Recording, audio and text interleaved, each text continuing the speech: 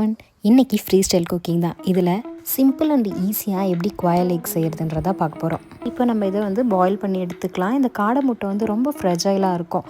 அதனால் நீங்கள் தண்ணியில் வைக்கும்போது கொஞ்சம் ஸ்லோவாகவே வைங்க. அதுக்கப்புறம் கொஞ்சம் சால்ட் போட்டு இதை கொஞ்சம் நேரம் வேக விடுங்க. இதனுடைய குக்கிங் டைம் பார்த்திங்கன்னா 3 to 5 minutes தாங்க.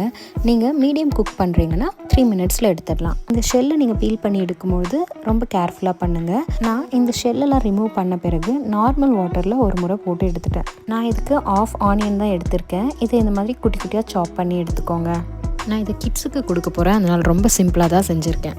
ஒரு பேனில் ஆயில் ஊற்றிருக்கேன். அப்புறமா கடுகு, மஞ்சத்தூள், மிளகாத்தூள், உப்பு இது எல்லாமே போட்டு வேக வச்சுருக்க எக்கையும் போட்டு ஒரு முறை சாட்டே பண்ணி எடுத்துடுறேன். ஒரு 2 to 3 minutes சாட்டே பண்ணிவிட்டு இதை நான் ஒரு பிளேட்டில் ட்ரான்ஸ்ஃபர் பண்ணிக்கிறேன். இதே பேனில் சாப் பண்ணி வச்சுருக்க ஆனியன் அண்ட் கறி லீவ்ஸை போட்டு ஒரு முறை சாட்டே பண்ணி எடுத்துக்கிறேன். இதில் நான் எடுத்து வச்சுருந்த அந்த குவாயில் எக்கையும் போட்டுட்டேன். ஃபைனலாக பெப்பர் ஆட் பண்ணியிருக்கேன். இந்த காடை முட்டை பார்க்குறதுக்கு தாங்க சின்னதாக இருக்கும், ஆனால் இதில் நார்மல் எக்கை விட ப்ரோட்டீன் லெவல் அதிகமாகவே இருக்குது. இதனுடைய ஹெல்த் பெனிஃபிட்ஸும் அதிகம். உங்களுக்கு இந்த காடை முட்டை கிடைச்சிச்சுன்னா நீங்கள் வாங்கி உங்கள் ஸ்டைலில் குக் பண்ணி பாருங்கள். உங்கள் எல்லாரையும் அடுத்த வீடியோவில் மீட் பண்ணுறேன். Bye, take care.